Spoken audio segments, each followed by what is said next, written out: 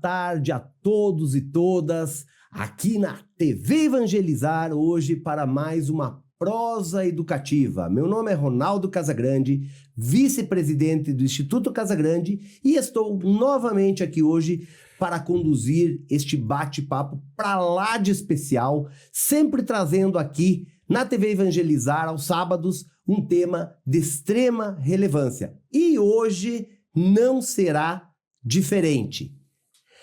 O meu convidado de hoje é parceiro aqui do Instituto Casagrande, presidente do Instituto Casagrande, meu irmão, que vem falando muito sobre este tema que vamos tratar hoje, que é o quê? O uso do celular em sala de aula. O quanto este tema vem chamando a atenção, o quanto este tema vem aparecendo nas notícias. E você que está aí me assistindo, você é a favor ou contra o uso do celular em sala de aula? Essa discussão com certeza vai, talvez, esclarecer um pouco mais para você que está aí nos assistindo se devemos ou não liberar o celular em sala de aula. Então está aqui o meu convidado de hoje, o Renato Casagrande, presidente do Instituto Casagrande, vem falando sobre isso. Então, Renato, obrigado aí por estar conosco aí nesse dia de hoje discutindo isso. E já passando a palavra para você, Renato, eu gostaria que você mencionasse primeiro o que é essa discussão, por que surgiu essa discussão se deve ou não usar celular em sala de aula e qual é a sua opinião a respeito.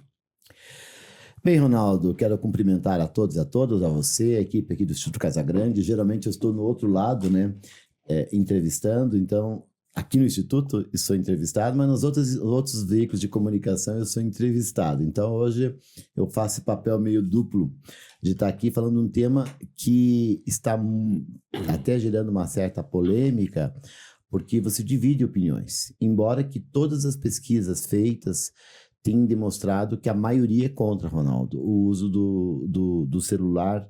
Não é o uso do celular em sala de aula. O que está sendo discutido é se proíbe na escola ou não proíbe. O que significa isso? Se proíbe na escola, o aluno não pode levar a qualquer momento, ou seja, ele não pode usar no intervalo, ele não pode usar o celular como um instrumento de comunicação, ou mesmo para o seu lazer.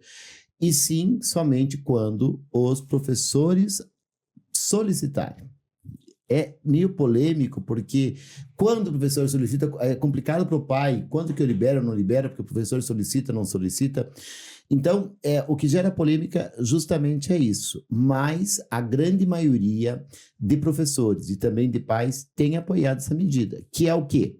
Não permitir que o aluno leve o celular na escola, a não ser que seja pedido de um professor, e aí vai ter que ser com certeza um comunicado para os pais, e dizendo para que vai utilizar. E o aluno só poderá utilizar o celular naquele momento que o professor definir. Então, Renato, deixa eu até te interromper. O Instituto fez, você vai lembrar disso, quando começou essa discussão, nós fizemos uma enquete aqui com a nossa comunidade, acho que respondeu mais 2.000, 3.000 pessoas, eu não vou lembrar que já faz um tempinho até que nós temos essa enquete, se o professor era favorável ou não a essa proibição. E eu não vou lembrar o número exato, mas girava em torno aí de 70% dos professores que responderam à pesquisa eram a favor da proibição do celular em sala de aula. Então, só queria reforçar isso, porque já que você está falando de pesquisa, então nós também aqui no Instituto, nós temos uma comunidade muito grande, fizemos essa pesquisa e a grande maioria acha que deve realmente proibir o uso do celular na sala de aula. E você perguntou, né, por que veio essa medida? E até alguns questionam por que o governo tem que fazer essa intervenção na escola. Na verdade, quando o governo, tanto o governo de São Paulo, que é pioneiro, já depois o próprio Ministério da Educação, ele tem feito isso para ajudar a escola. Porque para a escola proibir um professor... Porque quando o governo não entra com a medida, o que significa? Alguns professores vão liberar, outros não vão liberar, a escola proíbe, mas daí o professor não aceita que a escola proíba, tem pais que vão ser favoráveis. Então, para tirar essa discussão do foco da escola... Os governos, aí vão pegar o governo estadual, ou pode ser até municipal, mas no caso federal, ele está puxando para si a discussão. Quando ele coloca uma lei, ele dá para a escola o poder, a autonomia de dizer o seguinte, não, você pode provocar alguma ou sanção à família, ao pai, que continuar permitindo que o filho vá com o celular, ou pode até retirar o celular da criança quando ele chega na escola. Porque existe uma lei. Quando essa lei não é elaborada em nível federal, em nível estadual, municipal, é mais complicado para a escola. Então, por isso que foi. E isso, Ronaldo, segue a esteira dos países e outros países. O Brasil não está inovando em nada. Nós temos essas medidas na maioria dos países da Europa já. Ou seja, nós sentimos que na pós-pandemia houve a pandemia, o celular, você lembra, né? O celular foi o grande equipamento, a grande tecnologia utilizada por muitos professores e alunos para o ensino remoto. Mas quando nós voltamos para a escola, o celular veio junto. Até então, antes da pandemia, não era tão habitual o aluno levar o celular. Na pandemia, muitos pais se esforçaram para comprar um celular para o filho. Porque, pense bem, o pai tem 3, 4 filhos, tem um computador em casa. Então, o celular passou a ser a sala de aula do aluno, do estudante. Quando ele veio para a escola, ele veio com o celular de novo no bolso. E o professor não soube o que fazer. E eu quero lembrar os pais que estão nos assistindo, aqueles pais que são favoráveis, que o pai em casa, e você é pai, você sabe disso, você determina muitas vezes o horário que teu filho vai usar o celular e você controla o que ele está vendo. Nem sempre controla, mas em tese é mais fácil controlar. Imagine na escola o professor com 35 alunos. Ele vai controlar a tela de 1, 2, 3 alunos, ele vai ficar o tempo inteiro controlando as telas? Ele não vai controlar. E nos Estados Unidos, eles observaram que muitas crianças, muitos jovens, durante as atividades pedagógicas, estavam em outras atividades lúdicas, jogos, brincadeiras, agora com esse vício dos jogos, dos vícios modernos ali. Então, é muito arriscado você não ter um controle sobre isso. E como o celular geralmente é do aluno e não da escola, também não tem, às vezes, mecanismos de impedir a instalação de um aplicativo ou outro, e o aluno acaba tendo seus aplicativos no próprio aparelho dele e leva para a escola. Então, eu particularmente, confesso a você, que apoio essa medida, e eu acho que com certeza você vai perguntar até os efeitos colaterais e negativos desse apoio, mas eu acredito que os professores, quando responderam para o Instituto Casagrande, e também uma boa parcela de pais que responderam uma pesquisa aqui no Brasil e que demonstram ser favoráveis a essa suspensão do uso celular, eles estão pensando nisso. E tem um lado que eu vejo, né, que quando o governo traz para si, o poder público traz para si essa responsabilidade, vamos imaginar que isso realmente seja boa, essa proibição. Nesse sentido, ele é muito bom de tirar essa responsabilidade da escola, porque fica muito complicado, às vezes, uma escola ou um professor ter que tomar essa medida, porque ela fica impopular. De certa forma. E a professora hoje... O professor passa por carrasco. O professor precisa conquistar, às vezes, o aluno. Daí né? ele vai contra. Então, esse é um problema sério, na verdade, quando você joga isso para o professor ou joga isso para a escola. Porque às vezes quando tu vai jogar isso para a escola vai jogar para o professor fica numa saia justa agora. Pô, mas vou cortar, não vou. Eu quero conquistar o aluno, daí fazendo isso vai ser uma medida impopular. E essa questão também eu vejo que para o pai também facilita, né? Você falou com o seu pai... a partir do momento que você tem uma proibição governamental, né, o poder público proibindo, o próprio pai, na verdade, às vezes tem esse respaldo, que hoje a gente sabe que até muito pro pai... próprio filho, né? O pai não tem muitas vezes esse respaldo. Ele vai, daí o filho briga, daí o pai tem que liberar, porque daí, se você pega pesado... o coleguinha tá indo... Né? Porque se você pega pesado, na verdade, com o teu filho, mas daí o colega tem. Daí passa você por um carrasco. Numa situação como essa, do governo, na verdade, proibindo, ele facilita para todas as partes, imaginando que isso seja uma solução. Mas eu quero fazer um contraponto agora, Renato, que é o seguinte: o fato de proibir o celular, agora fazendo o outro lado, né? Nós não estamos indo contra, na verdade, a dinâmica do mundo, porque é interessante que nós não vivemos sem celular. Eu até brinco em todas as palestras que eu dou que o celular é quase fosse o sexto sentido. Você que está aí me assistindo sabe muito bem que parece que você sai de casa e esquecer o celular, parece que está sem roupa, ou seja, está faltando uma parte de você, né? Então nós somos hoje tão dependentes dessa tecnologia para tudo. E aí você entra na escola, larga para fora, parece que nós entramos na escola e entramos num túnel do tempo do passado, ou seja, dentro da escola você não pode usar a tecnologia, onde fora da escola você usa para tudo. Esse problema, não existe bastante dicotomia nesse sentido de você, na escola, proibir? É muito bem colocado isso, porque, na verdade, não é que está sendo proibido o uso para fins didáticos. Tanto que a legislação prevê que, se o professor quiser utilizar, ele vai pedir aos pais para que encaminhem o celular, ou a escola vai ter um conjunto, um kit de celulares para os alunos, que eu acho uma boa ideia, por sinal, porque daí a escola pode controlar. Não é muito fácil, né? A escola ficar carregando, mas talvez, como a gente tem os laboratórios de informática, a escola ter ali o seu combo, o seu conjunto de aparelhos para os alunos utilizarem. Então, vamos deixar bem claro que não estamos falando de exclusão, porque a gente sabe que o celular, quando bem utilizado, é uma boa ferramenta pedagógica. Então, esse é um ponto.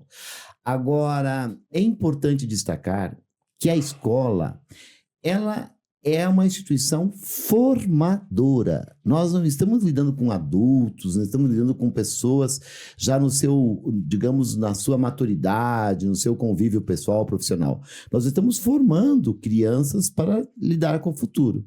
E a formação, todos os estudos mostram que nós precisamos formar o que? O cérebro. Nós estamos lidando com mentes, nós estamos lidando com disciplina, com determinação, com questões socioemocionais, e que às vezes o celular, neste caso, atrapalha mais do que ajuda.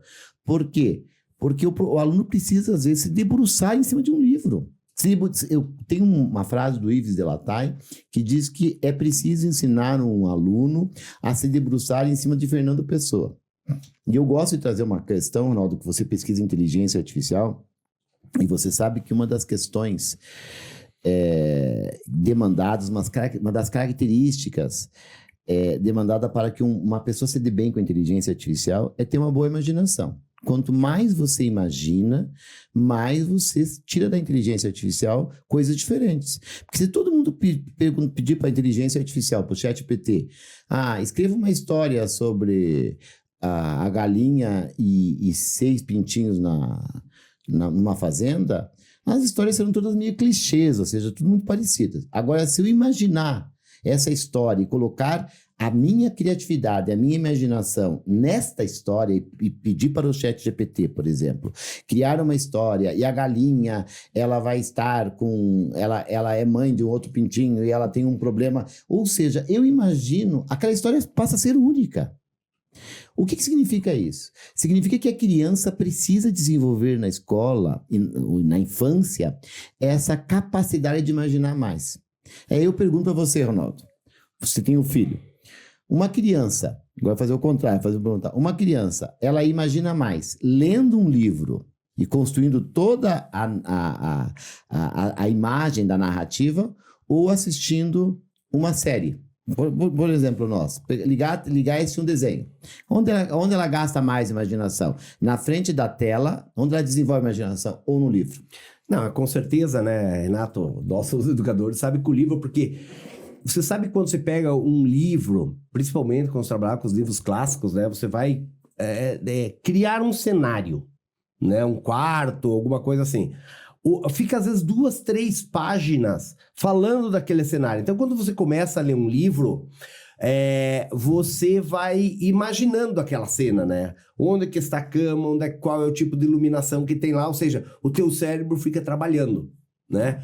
O grande problema do visual, na verdade, quando você trabalha com celular, e aí eu não quero nem pegar série, porque o grande problema hoje das crianças, e eu já conduzi uma prosa educativa também aqui sobre essa questão de uso de redes sociais e tudo mais. O grande problema das redes sociais, as crianças passam a maior parte do tempo em redes sociais, não é nem assistindo série. E aí aqueles vídeos extremamente rápidos, de poucos segundos, que ele fica dando choques de estímulo, na verdade. Então, esses choques de estímulo não dá nem tempo da pessoa imaginar. Porque são vídeos aí de 5, 10 segundos e já vai pro próximo. E é um comportamento passivo da criança, ou seja, ela recebe aquela enxurrada de imagens, de informação, de som, né, e que de certa maneira gera uma excitação, dá um prazer, e a mente fica preguiçosa. Porque eu mesmo, quando eu tô no celular aqui assim, eu tô passando, é um momento que a gente meio relaxa, meio diferente de um livro, que eu preciso me concentrar, como você acabou de falar, e eu preciso imaginar, às vezes, todo um contexto daquele livro. Eu sempre digo, quem assistiu aquele filme, O Código da Vinci, e quem leu o livro, eu li o livro e assisti o filme. E o filme foi uma decepção. Por quê? Porque eu tinha imaginado muito mais do que o filme me trouxe. Eu vejo o poder da imaginação. Quando eu leio um livro e depois eu vejo um filme, uma novela, uma série, alguma coisa, geralmente eu me frustro e eu converso com as pessoas nas minhas palestras e todo mundo diz a mesma Geralmente coisa. o pessoal fala, né? Quando tem um livro e um filme, o livro é mais interessante. Mas, Renato, Mas nós é estamos... interessante por quê? Porque você Imagina mais. você desenvolve a imaginação, e a tua imaginação, às vezes, é muito mais interessante que a imaginação do diretor, ou com a capacidade o diretor tem de colocar aquilo em imagens. Renato, nós estamos terminando o primeiro bloco aqui na TV Evangelizar e estamos falando hoje sobre o uso do celular na sala de aula, essa discussão que está tendo agora se devemos proibir ou não proibir. Então, vamos para um intervalo rapidinho e já voltamos.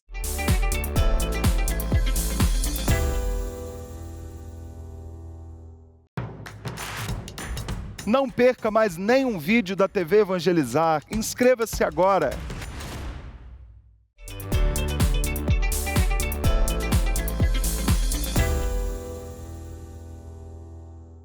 Olá, estamos voltando aqui para a prosa educativa aqui na TV Evangelizar, falando sobre o uso do celular na sala de aula. Devemos ou não devemos proibir o seu uso?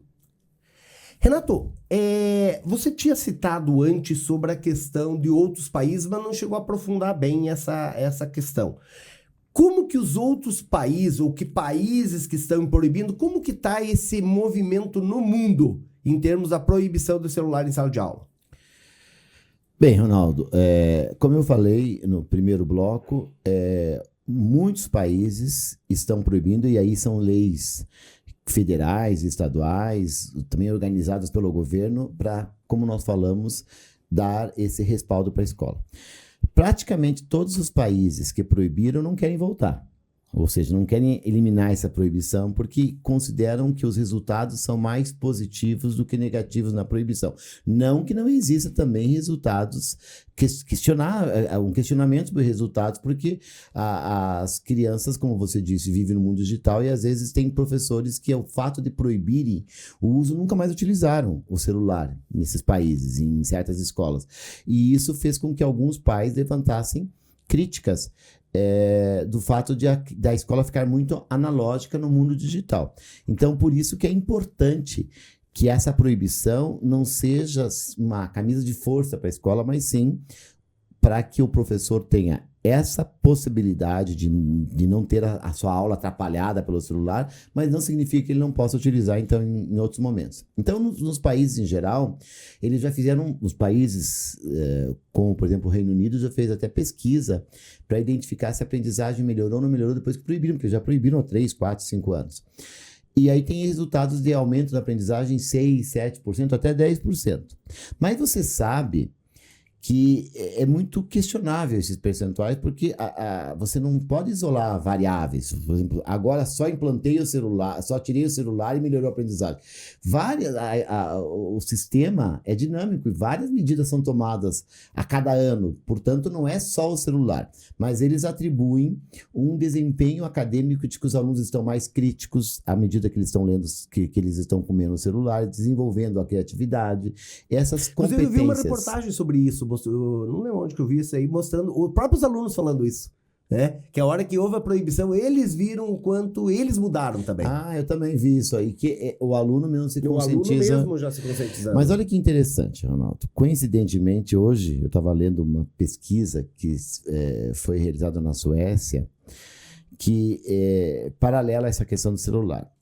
A Suécia, ela, há um bom tempo, ela já implantou um sistema digital para os alunos, principalmente no ensino médio. O que ela fez? Ela aboliu os livros e passou a utilizar os livros digitais, os aparelhos de leitura, então cada aluno tem o seu tablet lá, né?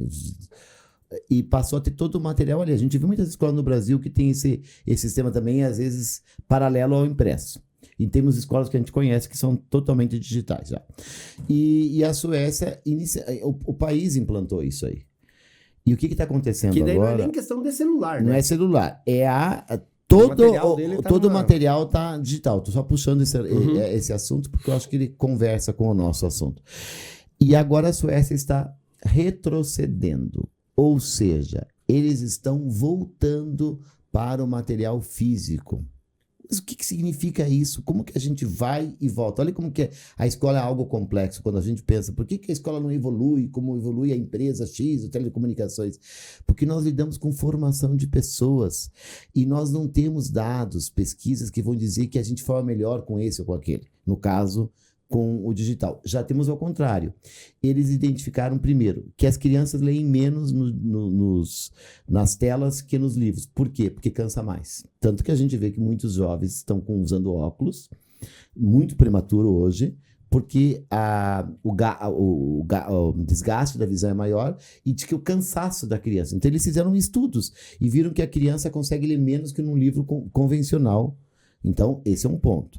Segundo, mais uma vez, a questão do material que o aluno manuseia, aquele material analógico, ele contribui mais para uma visão, como que eles estão dizendo, uma visão mais crítica. O aluno tem mais criticidade, a tela é meio superficial, porque daí o fato do aluno só clicar em cima daquilo e já localizar, faz com que o aluno, na verdade, torne-se um pouquinho mais preguiçoso. Vamos pegar o caso de uma pesquisa.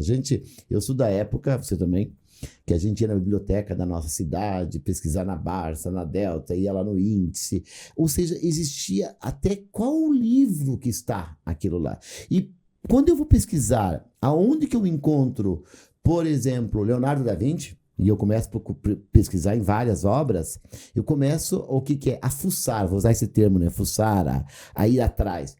Quando eu tenho um hiperlink, que é hoje, todos os sistemas hiperlinkados, automaticamente eu já clico ali e ele já fez o trabalho para mim de pesquisar, ele me entrega pronto. Ou seja, ele me dá um atalho.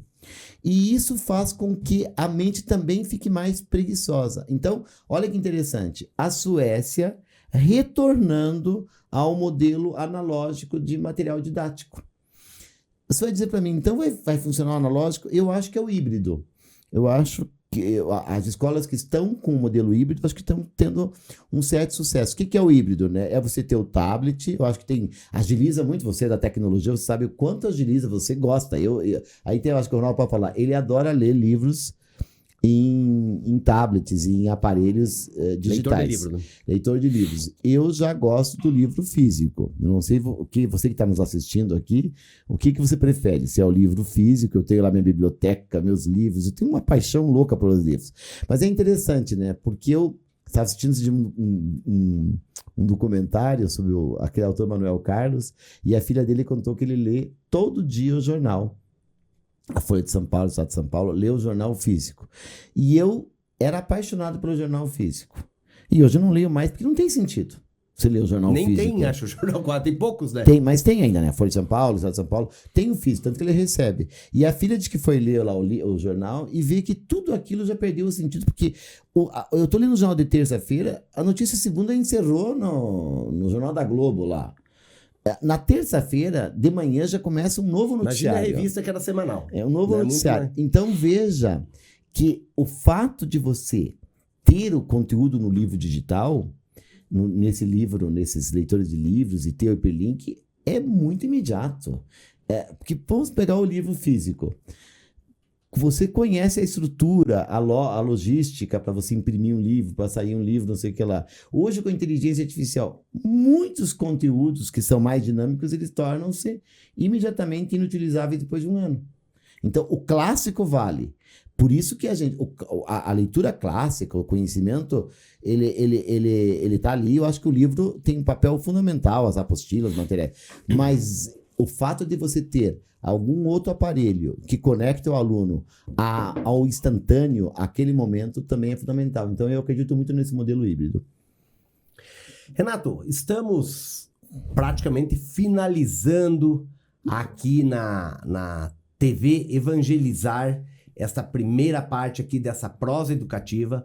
Vamos lembrar que essa prosa educativa continua também lá na TV Casagrande Educação, que é o canal do YouTube do Instituto Casagrande. Vamos falar agora na sequência sobre o cyberbullying, né, que é um tema aí que chama muita atenção e muito discutido no meio educacional, o engajamento que o celular às vezes traz, enfim, tem muito mais bate-papo que você pode acompanhar agora lá no Instituto Casagrande, na TV Casagrande Educação, que você tem aqui embaixo o endereço se você quiser. Passo a palavra para você, Renato, para se despedir aqui dos telespectadores aqui da TV. Bem, eu quero dizer, Ronaldo, que aí falando com o pai e com mãe, do quanto é importante o pai, a mãe, a família apoiar a escola. E neste caso, independente se for uma proibição do governo, se for ou não for, se a escola decide que não, é não. E respeitar aqueles que estudaram para serem os professores, que estudaram para serem os pedagogos, os educadores, os gestores das escolas, e que tem essa responsabilidade de conduzir, porque a escola tem ali um grande desafio, que é garantir a aprendizagem das crianças. Então, eu só quero deixar, meu último recado, é o apoio dos pais nessa nova lei. A gente tem muito, esses dias acompanhei um jornalista falando, essa lei não vai pegar. Mas eu quero lembrar da lei do cigarro, o quanto pegou a lei do cigarro no Brasil. E tem leis que não pegam, porque, infelizmente, tem uma lei de lixo, que acho que não sei se é o Rio de Janeiro, alguma coisa, que se continua vendo lixo lá. Mas essa lei só vai pegar se nós, pais, se a família, se os educadores, juntos se unirem, e aí sim a gente construir, como sempre, uma nova página na nossa educação brasileira. Então era isso. Muito obrigado a você que está aí nos assistindo. Vem para cá, vem para a TV Casagrande Educação e venha acompanhar, continuar com esse bate-papo com o Renato, falando sobre o uso do celular na sala de aula, as tecnologias digitais e muito mais. Então, vem com a gente. Até mais. Tchau, tchau.